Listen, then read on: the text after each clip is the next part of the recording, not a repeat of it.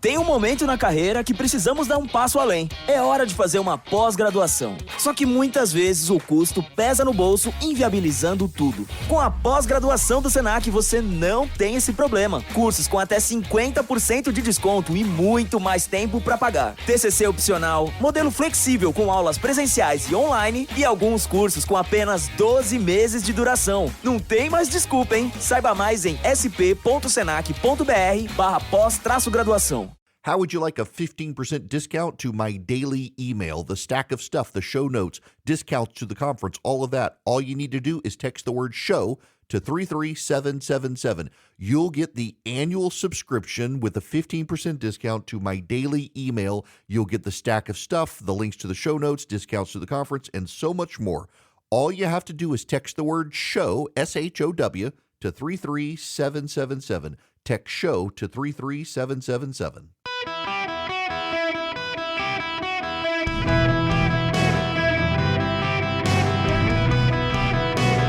Welcome to the Eric Erickson Show podcast, Hour 3. Hello, America. Welcome. It is Eric Erickson here across the nation. The phone number, 877-973-7425. Should you wish to be on the program, I would be very happy to have you. I want to talk about, well, actually, you know what? I want to talk about something else first. Let's talk about the Boeing guy. I'm assuming you guys have heard the Boeing whistleblower is dead. Obviously, because of the age we live in, people immediately rushed to conspiracy theories. Many of you right now are like, but Erickson, why not? John Barnett, he worked for Boeing for 32 years. He's been a thorn in the side of Boeing. 62-year-old supposedly died of self-inflicted gunshot wound on March 9th. Police are investigating. He was a quality manager at the North Charleston plant that makes the 787 Dreamliner. Now, bear with me here. I think the odds of Boeing having killed this guy, as many people online are speculating, are slim to none. Why? Because he's been a whistleblower since 2017. You telling me that only now in 2024 have they decided that it's time to take the guy out when he hasn't been there in forever? Hasn't been like having updated secrets. So they let him do all the damage he did from 2017 to now. And now suddenly that doesn't make any sense. However, it's North Charleston. I'm not saying the guy wasn't killed because it's Charleston. Do y'all know what the murder rate in North Charleston is? They're saying it's self-inflicted, but so this is the funny world we live in now. You hear a story like this, and everyone immediately says, "Oh, clearly wasn't suicide. Clearly wasn't suicide." The amount of people who want to believe the conspiracy theory has gone through the roof. And there are a lot of people these days, I encounter them all the time, well, all the conspiracies turned out to be right. I see it all the time. I got friends of mine on Instagram and Twitter, they post the memes. It turns out all the conspiracy theories were right. No, there weren't conspiracy theories. People called them conspiracy theories. It's just a bunch of idiot experts got it wrong and refused to admit it. That's not a conspiracy theory. It's not even a cover-up. It's a bunch of arrogant people who lied and now they're getting caught. That's not a conspiracy theory. To say that Boeing or someone killed this guy, that is a conspiracy theory. That is a conspiracy theory. That some group targeted this guy for assassination when there's no proof of it. That being said, I'm not dismissing the fact he could have been murdered because it's Charleston, but I am dismissing the fact it was Boeing that did it because he's been a whistleblower since 2017. He's now like retiring from blowing the whistle because he's got nothing left to blow the whistle on, and now suddenly they take him out at the end of this whistleblowing career? No, I don't think so. At the same time, my gosh, Boeing. I got to circle back to this because it's been a pet peeve of mine for a while, the amount of people who wanted to rush in and blame DEI on Boeing's failures. It becomes the sort of, epistemic thought process. Well, guy I follow online says it's DEI and looks like they got a DEI program, and I think DEI sucks, therefore DEI caused that Alaska Airlines door to fall off. No, that's such simplistic, dumb thinking by people online. Let me explain to you the problem with Boeing. McDonnell Douglas fell on hard times. McDonnell Douglas built the DC-10, which I always thought was a cool jet, and then the MD-11 after it. Built a number of the MD-88, Delta flew a lot of those, and it fell on hard times. And Boeing decided to buy McDonnell Douglas and absorb it in. McDonnell Douglas, one of the reasons that McDonnell Douglas had problems was McDonnell Douglas was run by a bunch of bean counters who put accounting efficiencies ahead of quality control. So though Boeing bought and merged with McDonnell Douglas's bean counters took over Boeing and brought and infected Boeing with the McDonnell Douglas way of life. And so Boeing, which used to put in all sorts of quality controls and the like, suddenly became a bean counting organization where if you talk to any of the engineers at Boeing, and I have, many of you who blame DEI haven't done this. I've actually talked to engineers at Boeing, and they say the profound cultural shift at Boeing that's happened over the last more than decade has seen Boeing cutting corners to save money on everything. And it's been all about accounting and the bottom line. Had nothing to do with DEI. Had everything to do with the accounting bottom line at Boeing. Boeing cut corners. They outsourced their safety and security to third parties, sometimes even out of this country. They outsourced some of the manufacturing facilities that they're now having to buy back because of problems at the outsourced facilities. They outsourced as much as they could. I mean, the 787 is an engineering marvel. It uses also batteries to make itself more efficient. It's got these big lithium-ion batteries.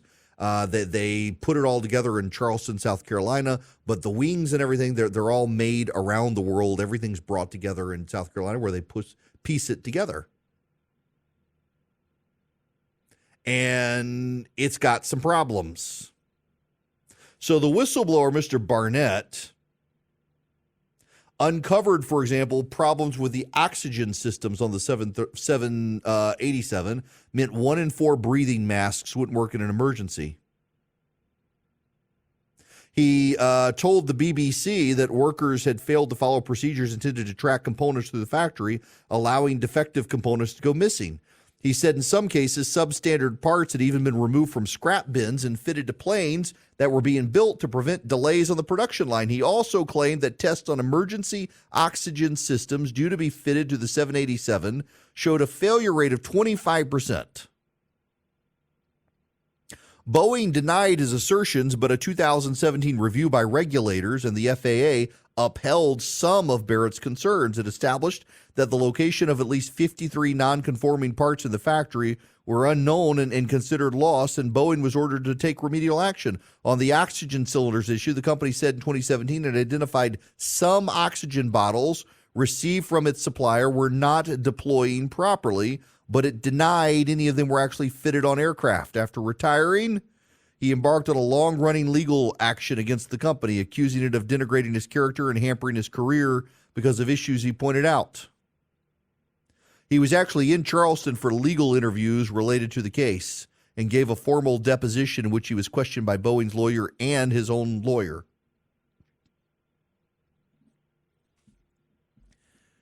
Boeing has problems. I don't think Boeing would stoop to murder a guy who's been a thorn in their side since 2017, waiting until 2024 to do it. But Boeing's got problems. It cut too many quarters. Building planes are expensive. And, you know, we've set up this whole import-export bank that gives Boeing subsidies, essentially. The entire existence of the import-export bank has a lot to do with Boeing's manufacturing. And yet, despite all of that and all the government's help, Boeing still decided it needed to cut corners, and it puts real lives in jeopardy. They make great planes. You know, the 737, not the MAX, just the 737, one of the safest planes, if not the safest plane around. That and the 777. The 777 is today my favorite airplane. My favorite used to be the 747 and the Lockheed TriStar. I miss the TriStar. It's the other one that had the Delta flew a lot of them, had the engine on the back and kind of an S-curve. Wasn't the DC-10 had just the solid engine on the back. That was made by McDonnell Douglas. The Lockheed TriStar I thought was a great plane, had a brilliant safety record. The 777 has a brilliant safety record. Other than one Malaysian Airjet went missing and another got shot down by the Russians, it's got a fantastic safety record. But the Boeing 737 is the most popular plane in the world. It's super safe, but the MAX has just destroyed the reputation of it because Boeing decided to cut corners and to sacrifice quality controls and to sacrifice inspections. Boeing is now at this weird stage where when things happen, Boeing's getting the blame. So I don't know if y'all saw this. A United Airlines jet had a wheel fall off at takeoff. Someone was actually videoing the plane. They caught it in real time. The wheel fell off. That's not a Boeing problem. That's the airline's problem. Boeing didn't put that wheel on that plane. The engineers for the airline did, and yet Boeing's going to get the blame for it because it's Boeing. And then another jet somewhere, I think in Hawaii, I think I read, it ran off the runway. And, of course, Boeing's going to get the blame for that one, too, because now we're in this weird situation with Boeing where when anything bad happens and it's a Boeing plane, of course Boeing's going to get the blame because these doors came off the plane. And not only did the door come off the plane, but then they started looking at other Boeing 737 MAXs and found loose bolts on all these other planes as well. Serious issues. And thank goodness no one was, what? Stop, Siri, stop. Siri's yelling at me across the room. Boeing really needs to step up its image at this point. Having this man's tragic death, suicide, or murder only compounds its problems. The company needs real damage control. And you know the damage control that Boeing needs? Honesty. And spending resources on quality control inspectors and things like that. The things big corporations don't like to do anymore is spend money on stuff. We've reached this age, this McKinsey consulting age, where they hire the McKinsey consultants who come in and find ways for them to wring profit out of everything and cut costs or save money. McKinsey consultants, I know a couple, they're very nice people, but it seems like all the bad ideas coming out of corporate America now are because they hired McKinsey to come up with ideas to monetize. So you have GM getting rid of CarPlay, forcing you to use its in-house system. You have Roku, and I'm not saying McKinsey's to blame for all this stuff, but it's the sort of stuff they would come up with. And with Boeing, well, let's just outsource quality control to third parties in India and nonsense like that.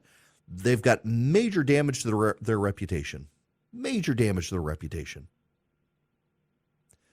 They're going to have to do something. And one of the things that I think they need to do is to be willing to stop nickel and diming the process. Companies have responsibilities to shareholders, and shareholders want to profit.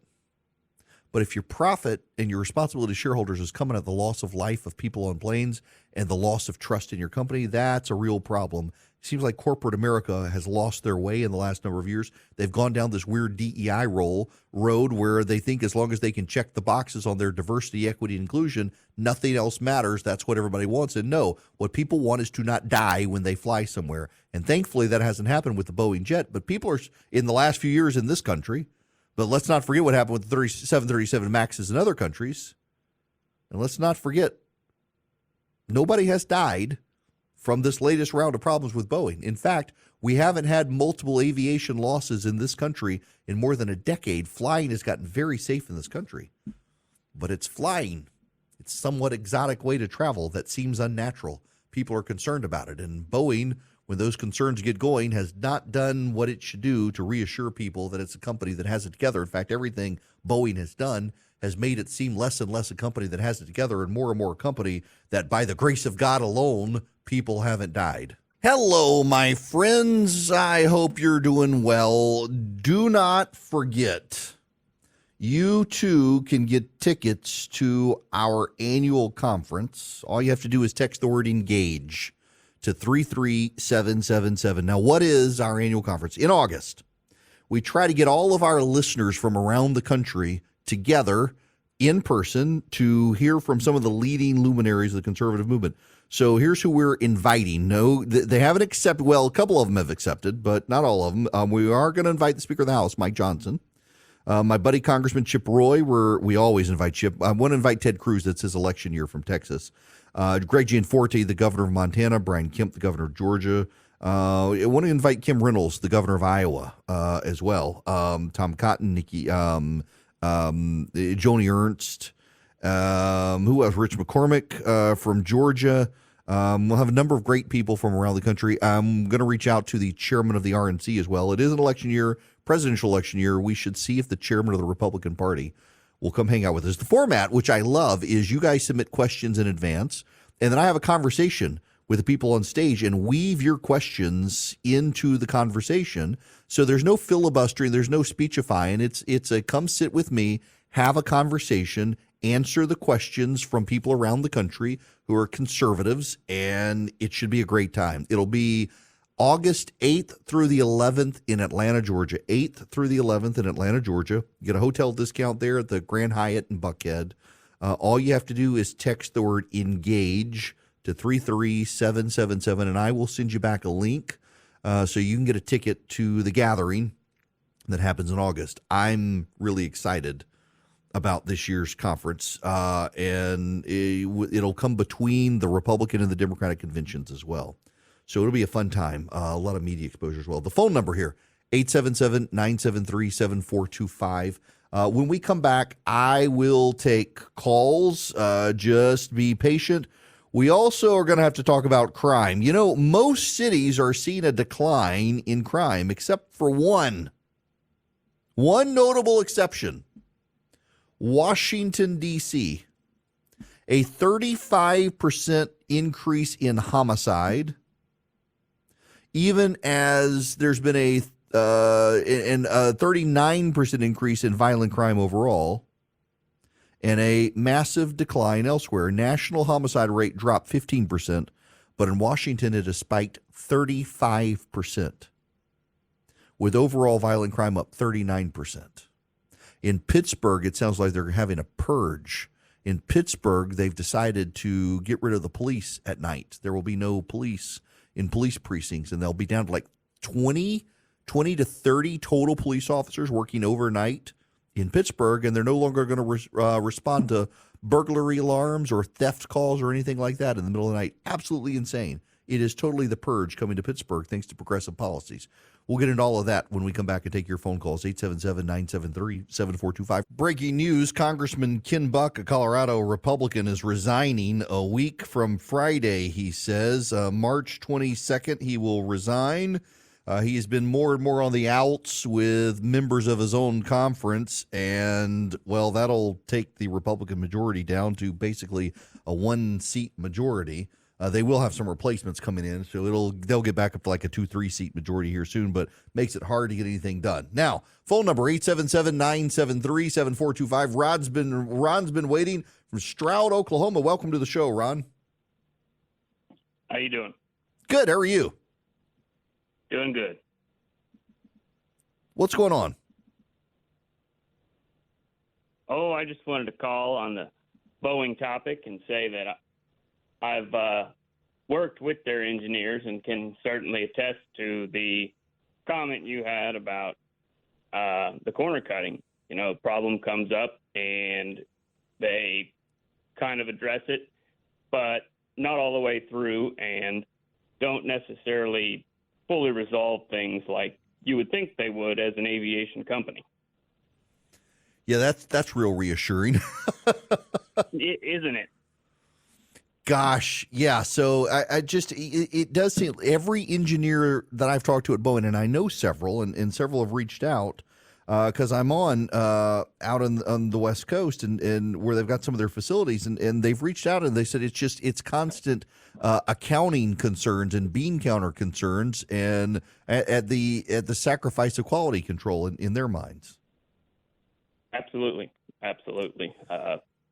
Would agree completely. You know, you mentioned most people probably haven't spoke with their engineers, but anyone that has, like you said, it's certainly apparent. Yeah. Gosh. Well, look, I appreciate it. It's frustrating because they're a good company. And frankly, we need Boeing as a nation. We need Boeing, but I think they've kind of let that go to their head. That in some capacity we need them as an American industry, and so we're going to keep giving them a pass. We can't keep giving them a pass. It's not good. Now, we can't give local officials a pass. I'm going to play this. This is from Channel 11 News in Pittsburgh, Pennsylvania, and I want you to hear this. This news report is about a minute and a half. And I want you to hear this. I don't want to exert it. I don't exert it. I don't want to explain it. I just want you to hear the local news in Pittsburgh, Pennsylvania for yourself. This is The Purge. Rick, what was the big takeaway today? Yeah, Susan, residents of the city will see a major change in the way police respond. They will no longer respond to calls that aren't considered in-progress emergency. That means calls like criminal mischief, theft, harassment, and most burglary alarms will all be handled by an enhanced telephone reporting unit. That means residents will file a police report over the phone. Officers will not respond unless it's an emergency. Also, between the hours of 3 a.m. and 7 a.m., there will be no officers at any of the 6 stations throughout the city. Call boxes that link directly to 911 have been installed for people to use in case of an emergency. And during the overnight shift, there will be as few as 20 officers to cover the entire city. The chief said today the data supports that. Yes, it's enough to cover the entire city in those hours when we have 8% of the time people are calling. I'm confident in the decisions that we make that it impacts this bureau and the city in a much better way than we have in the past. Now, the chief also acknowledging today that some of these changes are due to staffing shortages. He's down to 740 officers, well below the 850 they would like to have. Now, coming up new at 5, residents, city council, and the police. Well, they'll all chime in. Okay, let me go back to the police chief. His name is Larry Scarrato, and I may be butchering his name. Just listen to his voice. This is the beauty of the medium of radio. You can't see his face. Just listen to his voice. And ask yourself, do you think he really believes what he's saying? Listen to this. Yes, it's enough to cover the entire city in those hours when we have 8% of the time people are calling. I'm confident in the decisions that we make that it impacts this bureau and the city in a much better way than we have in the past. I don't think he believes what he's saying. Notice the hesitation before he uses the word better way. No, there's no way. There will not be police at police stations in Pittsburgh, Pennsylvania between 3 a.m. and 7 a.m. Can you imagine the first time someone gets killed on the steps of a police station who's being chased and the door is locked and they can't get in for protection? Buy guns. Buy ammunition. Protect yourself. The purge is coming. And during the day now, the police are not going to show up for thefts, harassment, criminal mischief, or burglary alarms. What are the taxpayers of Pittsburgh getting? And this comes as the left-wing site Axios has this headline today: blue states go red with conservative policies on crime. In New York City, Governor Kathy Hochul recently ordered hundreds of National Guard troops to address crime in the city subways. Oregon has decided to recriminalize possession of drugs such as heroin, cocaine, and fentanyl 3 years after becoming the first state to decriminalize possession and personal use of all drugs. San Francisco voters approved 2 ballot measures to expand police surveillance and impose drug screenings for those receiving welfare benefits.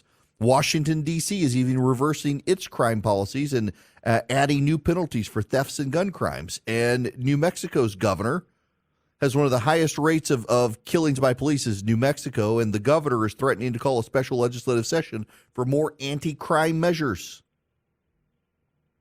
Karen Bass is the mayor of Los Angeles. She was a progressive member of Congress. She says, my number one job is to keep Angelenos safe, and I don't think it's helpful for our city to be losing officers by the thousands. She's pushing for pay raises for police and hiring bonuses to combat a shortage of police after a spike in violent crime. What's notable is that she used to be a defund the police supporter.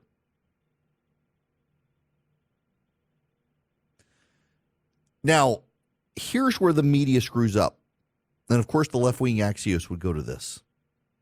The perception of crime remains high. 63% of Americans say crime in the U.S. is very or extremely serious. But violent crime has fallen back down to 2019 levels after spiking during the pandemic. Here's the problem. Outside of murder, rape, violent crimes, a lot of people aren't even reporting the crimes anymore. A lot of businesses aren't reporting shopliftings anymore. And so in places like San Francisco, they're declaring shoplifting is in decline, but actually shoplifting is not in decline. Just reports of shoplifting are in decline because it's not a prosecutable crime in San Francisco anymore, unless they're stealing over $1,000. So a lot of businesses aren't reporting it. So the unreporting of crime doesn't mean crime has gone down. Now, there are signs, like, for example, I was in Washington, D.C. last week, where crime is still a problem. Murder has skyrocketed. Violent crime, rape, they've all skyrocketed. But I was asking the Uber driver on the way from the airport, like, how bad is the crime? He says it's not as bad now as it was a few months ago. It's gone back down because they've upped police in areas where tourists go. He said, so you'll be fine in the areas you go, but in the areas you don't go, you're not going to be crime. So what they did in Washington, D.C., there was a spillover effect. The northwest section of Washington, that's where you go from the Capitol, the White House is in the northwest section, Pennsylvania Avenue, the tourist areas are in the northwest section, the National Cathedral, Georgetown, all those things, they're in northwest section of Washington. And crime spread to all of those areas. There were shootings down the street from the White House. There were muggings a block from the White House. Things that used to not happen started happening. So now they've upped the police presence in those areas because that's where congressmen live. That's where the tourists go. So the congressmen and the tourists and the White House, they all feel safe now. But on the south side of D.C., it's always the south side, isn't it? On the south side of D.C., that's where all the mayhem still is. The gang violence, the shootings, the murders, the robberies. Go to the Nationals Park. The baseball team down there in the Anacostia region, crime's bad around there. Had a member of Congress carjacked there recently. Member of Congress carjacked. Had another member mugged on Capitol Hill, on the south side of Capitol Hill. People don't feel safe in D.C. Violent crime has spiked there. New Orleans is another one. Philip has never been to New Orleans, and I got to go to New Orleans in a couple of months. I got a meeting I got to arrange in New Orleans. And New Orleans is they've had a horrible time keeping police. Crime in New Orleans has spiked. Now, New Orleans has always been a city with crime in certain areas, but it spilled over into the French Quarter, into Magazine Street, in the Garden District, where a lot of well-to-do people live, a lot of tourists go. They've tried to keep those areas safe. Hasn't worked. Hasn't worked. They got to have more police. Turns out having more police and letting them enforce the crimes is a good thing. Now, as I promised, at the end of the show here, I got to jump back to the hearing with Robert Hur. He's still testifying, and the Democrats have been trying to score points, and they haven't done a good job scoring points. They've been trying to essentially say that, well, you think Biden's bad, Trump is worse, and you've exonerated him. This is Congresswoman Jayapal. So this lengthy, expensive, and independent investigation resulted in a complete exoneration of President Joe Biden. For every document you discussed in your report, you found insufficient evidence that the president violated any laws about possession or retention of classified materials. The primary law that you analyzed for potential prosecution was part of the Espionage Act, 18 U.S.C. 793E, which criminalizes willful retention or disclosure of national defense information. Is that correct? Congresswoman, that is one statute that we analyzed. I need to go back and make sure that I take note of a word that you used, exoneration. That is not a word that I'm appears going in to the continue report, with and my that's not part of my questions. task as a I'm going to prosecutor. continue with my The questions. I judgment know that I that the received, term. that I ultimately reached I related know to that whether the term. sufficient evidence existed such that the likely You didn't- outcome you would be exonerated a him. conviction. I know I that did the not term exonerate him. willful That word does not appear in retention the has a. report, Congresswoman. Mr. Hurd, it's my time. She doesn't want him to say, we didn't exonerate him. We found that his memory's too bad to stand trial. And then there's the Adam Schiff encounter with Mr. Hur. I need to address something that you said in your prior question. What you are suggesting is that I needed to provide a different version of my report that would be fit for public release.